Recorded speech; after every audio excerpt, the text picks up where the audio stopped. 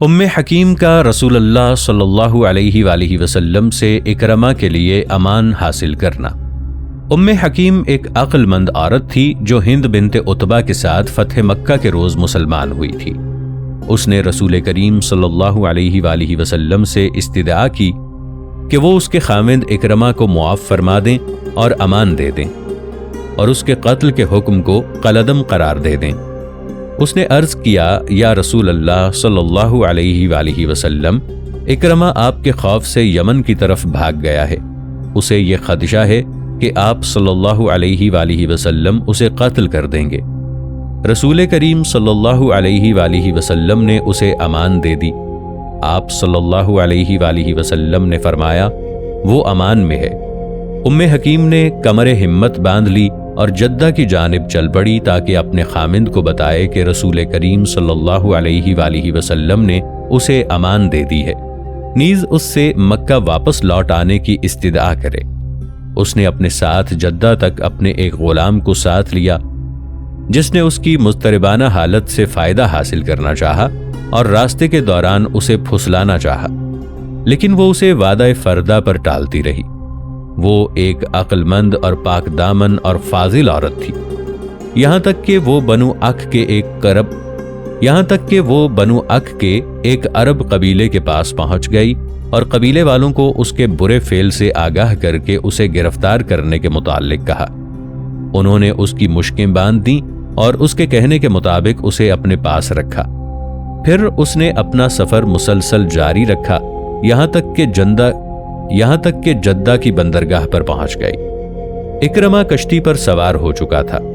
جب وہ سوار ہوا تو کشتی کے ملاحوں کے سردار نے، جو مسلمان تھا، کہا، کلمہ اخلاص کہو۔ اکرمہ نے کہا، کیا کہوں؟ انہوں نے کہا، کہو لا الہ الا اللہ۔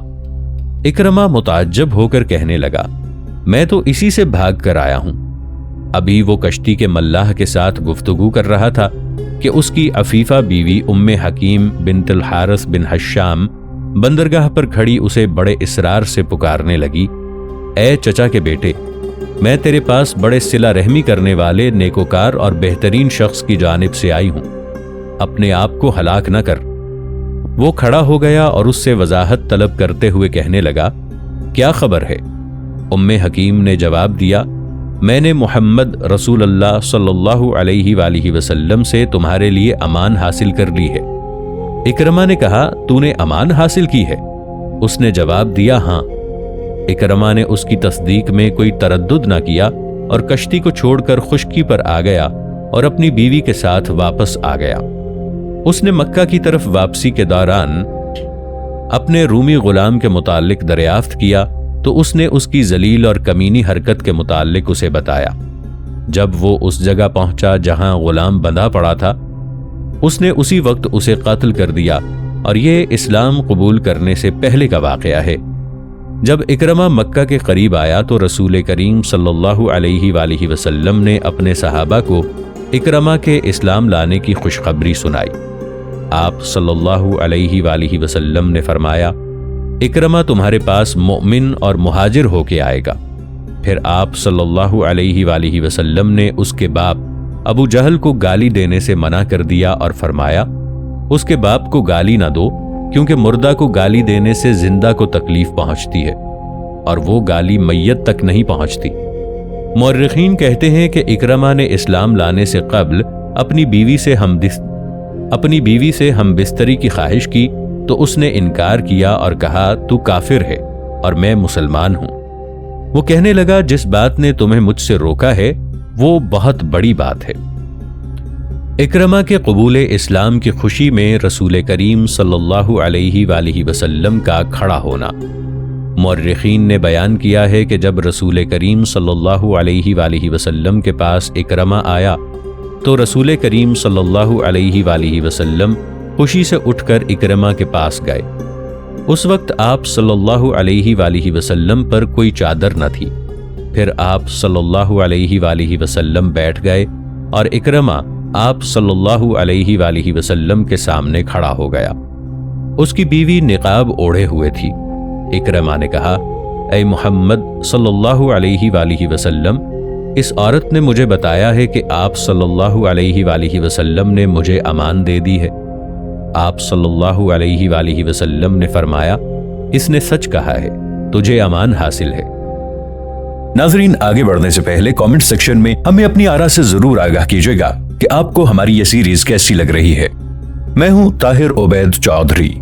آئندہ آنے والی اقساط سے باخبر رہنے کے لیے ہمارے چینل کو سبسکرائب کر لیں اور ساتھ موجود بیل آئیکن کو ضرور کلک کر لیں۔ شکریہ۔ اکرمہ نے کہا، آپ صلی اللہ علیہ وآلہ وسلم مجھے کس بات کی دعوت دیتے ہیں؟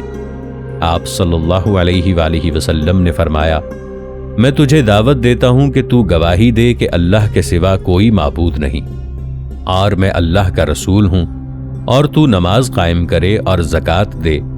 پھر آپ صلی اللہ علیہ وآلہ وسلم نے اسے بقیہ واجبات اسلام شمار کر کے بتائے۔ اکرمہ نے کہا، خدا کی قسم، آپ صلی اللہ علیہ وآلہ وسلم نے مجھے حق کی اور اچھے کام کی طرف دعوت دی ہے۔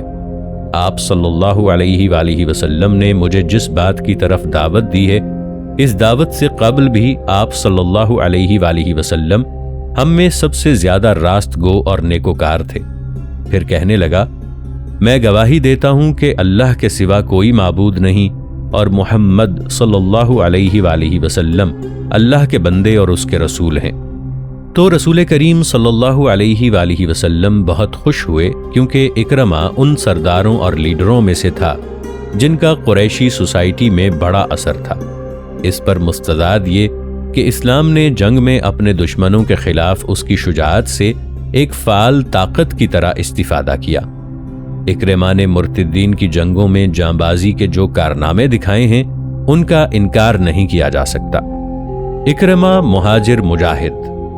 اکرمہ نے حق کی شہادت دینے کے بعد حضرت نبی کریم صلی اللہ علیہ وآلہ وسلم سے عرض کیا، پھر کیا؟ آپ صلی اللہ علیہ وآلہ وسلم نے فرمایا، اللہ تعالیٰ اور حاضرین کو گواہ بنا کر کہو کہ میں مسلم مہاجر اور مجاہد ہوں۔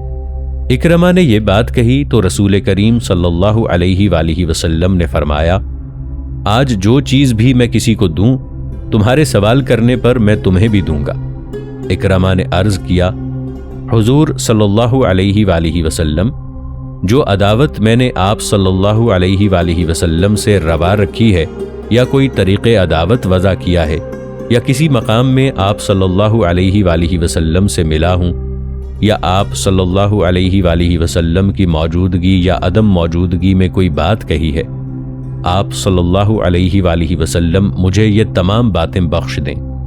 تو رسول کریم صلی اللہ علیہ وآلہ وسلم نے فرمایا، اے اللہ، اس نے جو عداوت مجھ سے روا رکھی ہے، یا تیرے نور کو بجھانے کے لیے جو طریق اس نے اختیار کیا ہے، یا میری موجودگی اور غیر موجودگی اس نے جو میری اہانت کی ہے، اسے تو بخش دے۔ اکرمہ نے عرض کیا، یا رسول اللہ صلی اللہ علیہ وآلہ وسلم، میں آپ سے خوش ہوں۔ پھر کہنے لگا، یا رسول اللہ صلی اللہ علیہ وآلہ وسلم، میں جو اخراجات راہ خدا سے روکنے کے لیے کیا کرتا تھا، خدا کی قسم اب میں اس سے دگنا راہ خدا میں خرچ کیا کروں گا، اور جو جنگیں راہ خدا سے روکنے کے لیے لڑتا تھا، اب اس سے دگنی جنگیں راہ خدا میں کروں گا۔ پھر اس نے جنگ میں پوری طاقت خرچ کر دی، یہاں تک کہ شہید ہو گیا۔ آپ صلی اللہ علیہ وآلہ وسلم نے اکرمہ بن ابو جہل اور سفیان بن امیہ کو ان کے پہلے نکاحوں پر ہی قائم رکھا، رضی اللہ عنہم۔ مورخین کہتے ہیں کہ رسول کریم صلی اللہ علیہ وآلہ وسلم نے کچھ بشارتیں اور خواب دیکھے تھے اور بتایا تھا کہ اکرمہ بن ابو جہل بہترین مسلمانوں میں سے ہوگا۔ روایت ہے کہ اکرمہ کے قبول اسلام سے قبل آپ صلی اللہ علیہ وآلہ وسلم نے خواب میں دیکھا کہ آپ صلی اللہ علیہ وآلہ وسلم جنت میں ہیں، اور وہاں آپ صلی اللہ علیہ وآلہ وسلم نے انگور کا ایک گچھا دیکھا جو آپ کو بہت بھلا لگا۔ آپ صلی اللہ علیہ وآلہ وسلم نے پوچھا، یہ کس کے لیے ہے؟ کہا گیا، یہ ابو جہل کے لیے ہے۔ آپ صلی اللہ علیہ وآلہ وسلم پر یہ بات گراں گزری، اور آپ صلی اللہ علیہ وآلہ وسلم نے فرمایا، جنت میں مومن کے سوا کوئی داخل نہ ہوگا۔ جب اکرمہ بن ابو جہل مسلمان ہوا تو آپ صلی اللہ علیہ وآلہ وسلم کو بہت خوشی ہوئی اور آپ صلی اللہ علیہ وآلہ وسلم نے اس انگور کے گچھے کی تعویل یہ کی کہ اس سے مراد اکرمہ ہے۔ اکرمہ نے قبول اسلام سے قبل ایک مسلمان سے مقابلہ کیا اور اسے قتل کر دیا تو رسول کریم صلی اللہ علیہ وآلہ وسلم مسکرا پڑے۔ آپ صلی اللہ علیہ وآلہ وسلم سے ایک انصاری نے دریافت کیا، یا رسول اللہ صلی اللہ علیہ وآلہ وسلم، آپ کو کس بات نے ہنسایا ہے حالانکہ ہمیں اپنے ساتھی کا دکھ پہنچا ہے؟ آپ صلی اللہ علیہ وآلہ وسلم نے فرمایا، مجھے اس بات نے ہنسایا ہے کہ یہ دونوں جنت کے ایک ہی مقام میں ہے۔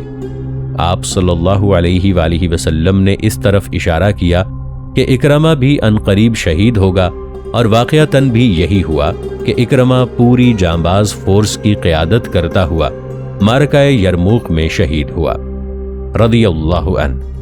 مفرور حبار بن الاسود کا قصہ۔ حبار بن الاسود جاہلیت میں بڑا فصیح اللسان تھا اور لوگوں کو رسول کریم صلی اللہ علیہ وآلہ وسلم کے خلاف متحد کیا کرتا تھا، نیز بڑا بدخلق اور برا آدمی تھا۔ اس کے دل میں رحم نام کا کوئی نام و نشان نہیں تھا۔ جب حضرت زینب رضی اللہ عنہا دختر رسول نے اپنے والد سے ملنے کے لیے اپنے خامند عاص بن ابی ربیع سے حاملہ ہونے کی حالت میں مدینہ کی طرف ہجرت کی تو حبار بن اسود اطراف مکہ میں ان سے ملا، اور جس اونٹ پر وہ سوار تھیں اسے آر چبھو دی، وہ زمین پر گر پڑی۔ پھر اس نے آپ رضی اللہ عنہا کی پشت پر نیزہ مارا، یہاں تک کہ آپ رضی اللہ عنہا کا حمل گر گیا اور آپ ہمیشہ کے لیے خون جاری ہونے کی مریضہ بن گئیں، اور یہ مرض آپ رضی اللہ عنہا کو مرنے تک رہا۔ حبار بن اسود حضرت زینب رضی اللہ عنہا اور ان کے جنین کی موت کا ذمہ دار تھا، اس لیے یہ ان مطلوبہ 10 آدمیوں میں سے تھا جن کے خون کو فتح کے روز حضرت نبی کریم صلی اللہ علیہ وآلہ وسلم نے مباح قرار دیا تھا، اور وہ بھی جانتا تھا کہ اس کے متعلق موت کا حکم صادر ہو چکا ہے۔ اس لیے وہ فتح کے روز مکہ سے بھاگ کر جنگل میں جا کر لوگوں کی نظروں سے اس خوف سے چھپ گیا کہ وہ حضور صلی اللہ علیہ وآلہ وسلم کے کسی صحابی کو قابو میں نہ آ جائے اور وہ اسے حضور علیہ الصلاۃ والسلام کے حکم کے مطابق قتل نہ کر دے۔ حبار مسلسل جنگل میں روپوش رہا، یہاں تک کہ جنین میں رسول کریم صلی اللہ علیہ وآلہ وسلم کا حوازن سے معرکہ ہوا اور آپ صلی اللہ علیہ وآلہ وسلم ان پر فتح حاصل کر کے اپنے اصحاب کے ساتھ مدینہ کی طرف واپس آئے۔ جب حالات پرسکون ہو گئے اور تمام اہل مکہ اسلام میں داخل ہو گئے اور حضرت نبی کریم صلی اللہ علیہ وآلہ وسلم مدینہ میں قیام پذیر ہو گئے تو حبار نے خود مدینہ جانے اور اپنے آپ کو رسول کریم صلی اللہ علیہ وآلہ وسلم کے سپرد کر دینے اور ان سے عفو کی استدعا کرنے کا فیصلہ کیا۔ چنانچہ وہ مدینہ گیا اور مسجد میں رسول کریم صلی اللہ علیہ وآلہ وسلم کے پاس حاضر ہوا۔ آپ صلی اللہ علیہ وآلہ وسلم نے اسے پہچان لیا، باوجود کہ آپ صلی اللہ علیہ وآلہ وسلم نے اس کے قتل کا حکم صادر فرمایا تھا، اپنے اصحاب کو حکم دیا کہ اسے کوئی گزند نہ پہنچائے، کیونکہ آپ صلی اللہ علیہ وآلہ وسلم کو پتہ چل گیا تھا کہ یہ صرف اسلام کا اعلان کرنے کے لیے آیا ہے۔ واقدی نے حبار کا قصہ بیان کرتے ہوئے کہا ہے کہ مجھ سے حشام بن عمارہ نے، انہوں نے سعید بن محمد بن جبیر بن مطعم، انہوں نے اپنے باپ سے بیان کیا ہے کہ وہ کہتے ہیں کہ میں جورانہ سے واپسی پر رسول کریم صلی اللہ علیہ وآلہ وسلم کے پاس ان کے اصحاب میں بیٹھا ہوا تھا کہ حبار بن اسود آیا۔ جب لوگوں نے اس کی طرف دیکھا تو کہا، یا رسول اللہ صلی اللہ علیہ وآلہ وسلم، یہ حبار بن اسود ہے۔ رسول کریم صلی اللہ علیہ وآلہ وسلم نے فرمایا، میں نے بھی اسے دیکھ لیا ہے۔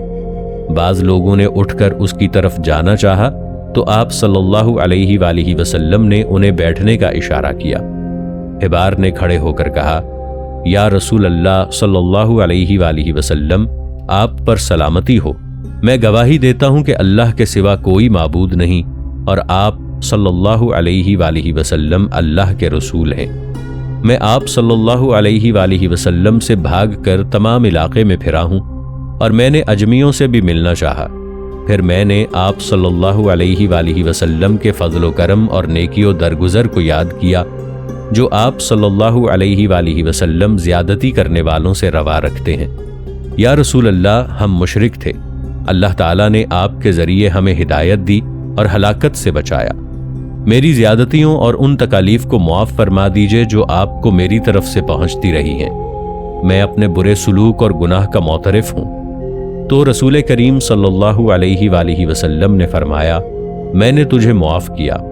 اللہ تعالیٰ نے تجھ پر بڑا احسان کیا ہے کہ تیرے اسلام کی طرف رہنمائی کی ہے، اور اسلام ما قبل کے گناہوں کو ختم کر دیتا ہے۔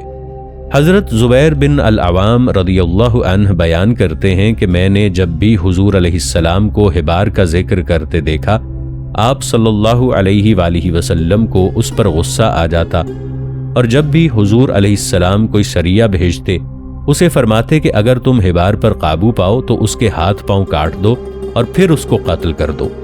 خدا کی قسم، میں ہمیشہ اس کی جستجو میں رہا اور اس کے متعلق دریافت کرتا رہا۔ اللہ تعالیٰ جانتا ہے کہ اگر میں اسے رسول کریم صلی اللہ علیہ وآلہ وسلم کے پاس پہنچ جانے سے قبل پکڑ لیتا تو اسے قتل کر دیتا۔ پھر وہ رسول کریم صلی اللہ علیہ وآلہ وسلم کے پاس آیا اور میں آپ صلی اللہ علیہ وآلہ وسلم کے پاس بیٹھا ہوا تھا۔